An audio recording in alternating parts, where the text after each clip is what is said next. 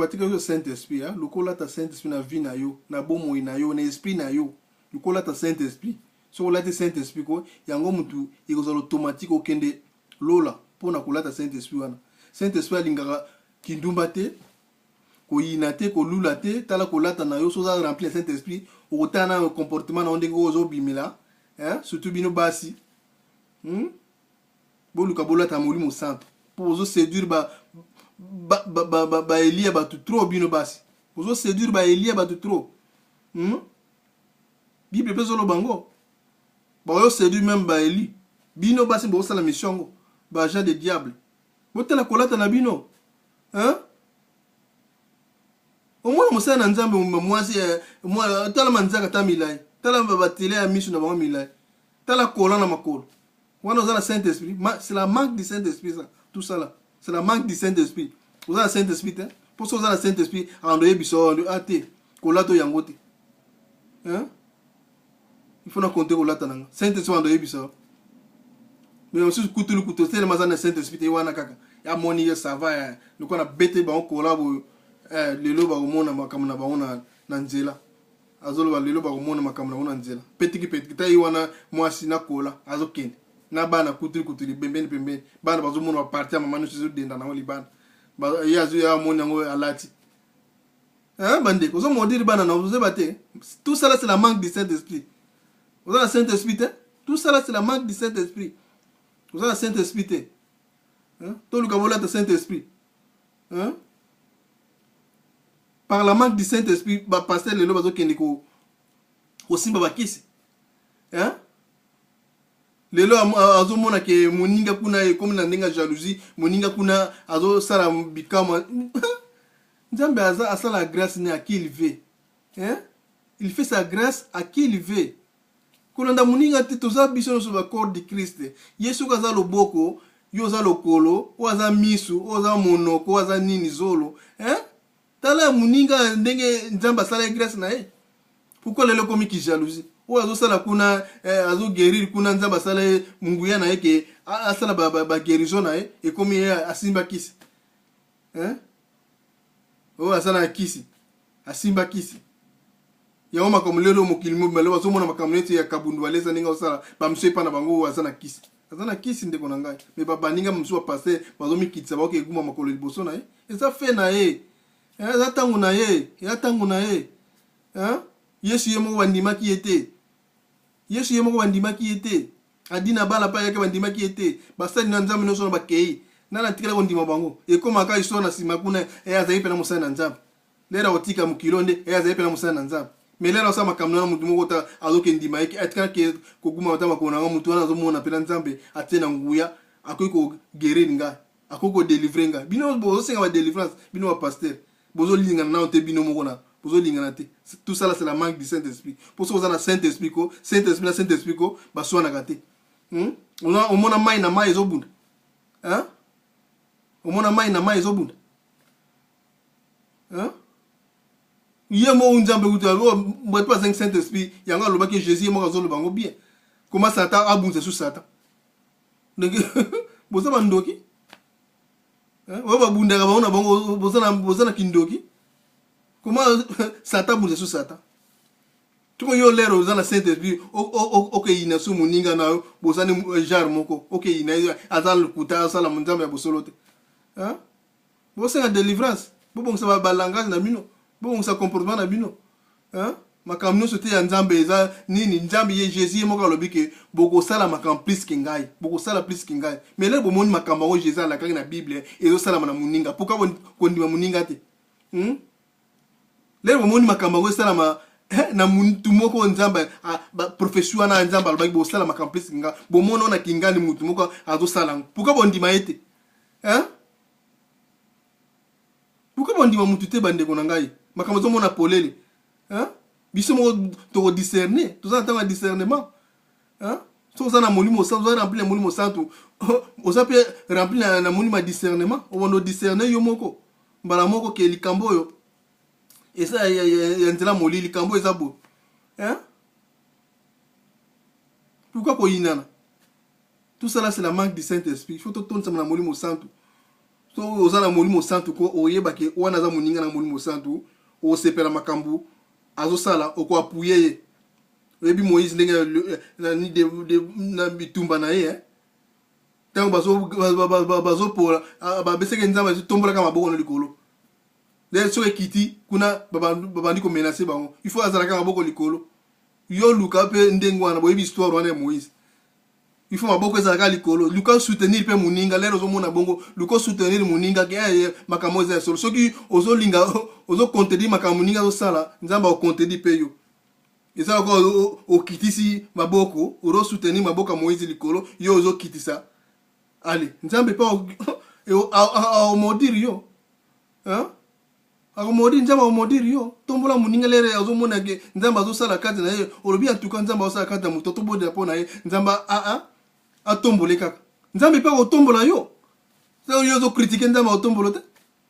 nzambe otombolo te bandeko tango yo critiquer nzambe otombolo te tout ça là c'est la marque du Saint-Esprit tango moni ni na moninga ta moninga soutenir yango nzambe pa opambola yo mtomto azana tango na nzambe apambola kai yango makambo nzambe eza makambo molimo makambo te ko okende so pasteur apetika soki nini we mafuta o nini motongo opetika so mafuta akomi pasteur to nini musala sala ka yebi yango moko msuto yokito to dia to kuna ba wende ba mafuta kuna na kisasa ba le na baninga ka ba pasteur ba le to l'histoire bozo ka ngote bolanda na YouTube ezali tout ça là c'est la marque du Saint-Esprit wana bandoki nyonso wana to la ka te ko mutu nyonso ka te na komi pasteur boyo otanga bani ba demo ba pasteur ba demo ba yo même ko ba demo wana lisili po lero wa mono oza na Saint-Esprit na yo mutu ba zo pete mafuta oza na Saint-Esprit ba kolia yo ba kolia yo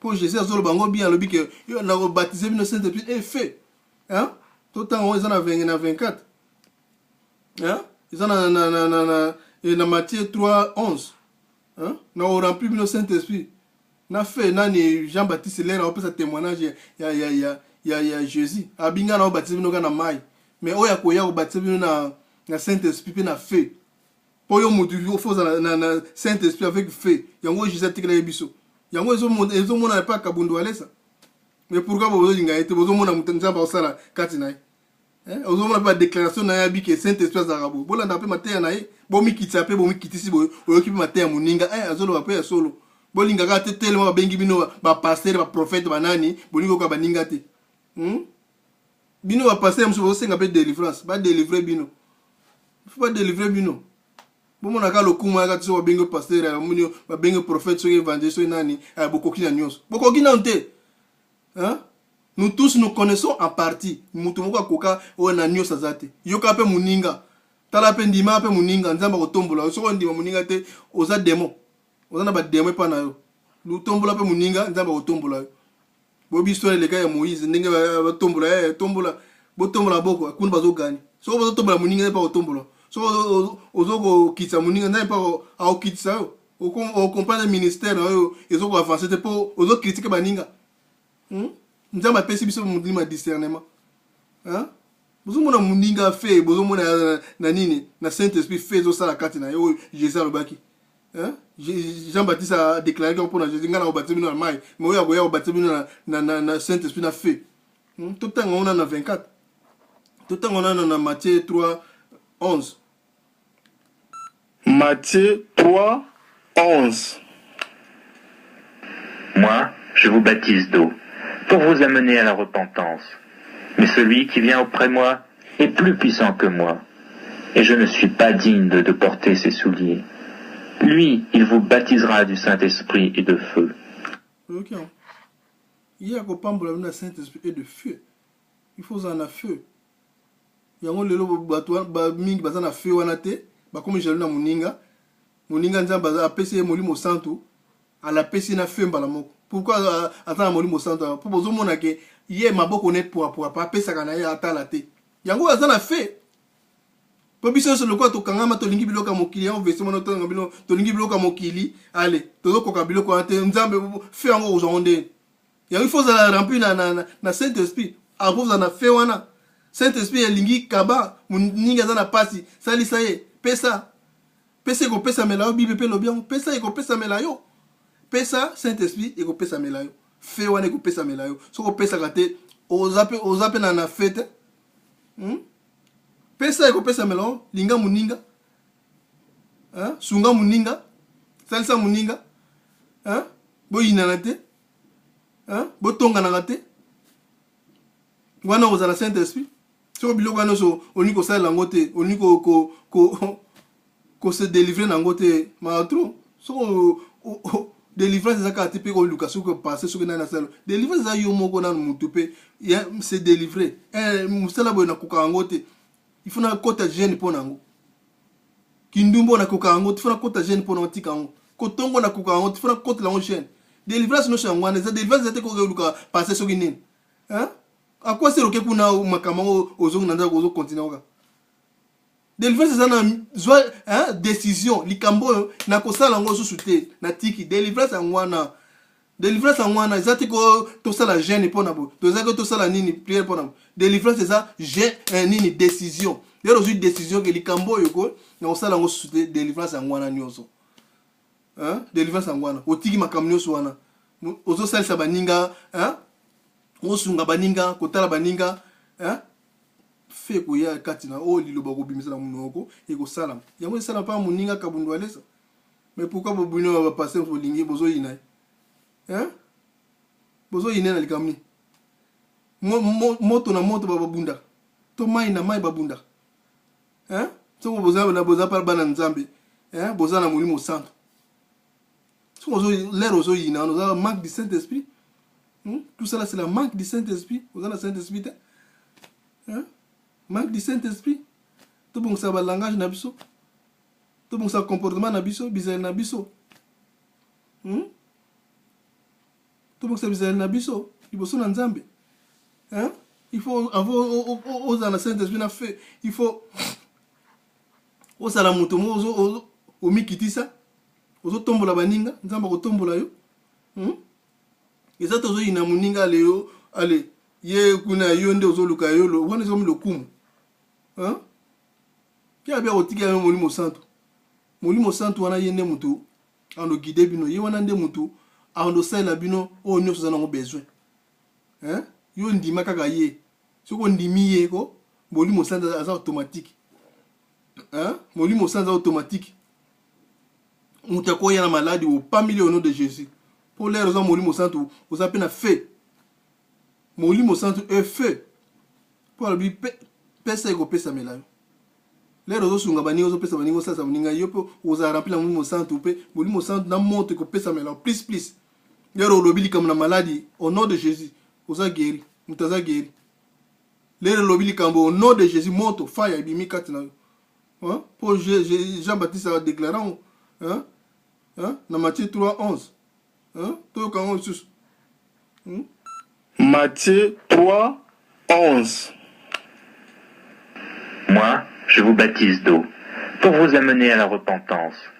Mais celui qui vient auprès moi est plus puissant que moi, et je ne suis pas digne de porter ses souliers. Lui, il vous baptisera du Saint-Esprit et de feu. Jésus a rempli son Saint-Esprit na feu.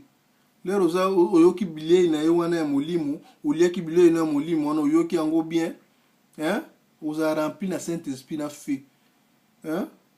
Oza rempli na Saint-Esprit na feu automatique. So bino bozo kotosa biloko wana te, Saint-Esprit ndenga lingi balua Saint-Esprit pigeon wana, soko zo ko rolesa ete. Saint-Esprit za pigeon. Soko ko rolesa ete ko Saint-Esprit azate, feu pesate pona yo. Ozano ka tono vide Saint-Esprit azate fait pesa pa na yote yango wondo liko wondo sala ba n'importe quoi n'importe quoi l'air muninga za remplir Saint-Esprit eza démoniaque eza bowe asimba kisi eza bowe tout cela c'est la manque du Saint-Esprit eza ce qui manque à jalousie na cadre jalousie to mi kitisa tout ça la remplir Saint-Esprit to mi kitisa to tika jalousie to tika jalousie to ko avancer te tombola muninga nzambe pa ko tombola yo soko ozo critiquer mun nzambe pa ko tso bouton ko na zepsa bina ngwana soko ozo critiquer mun nzambe pa ko tso bouton o mona makamno zo simba te o comprendre te poko yina na yo olingi muninga avancer te oza jalousie na makambo moninga nzambe mpe kotia bouton tomibongisa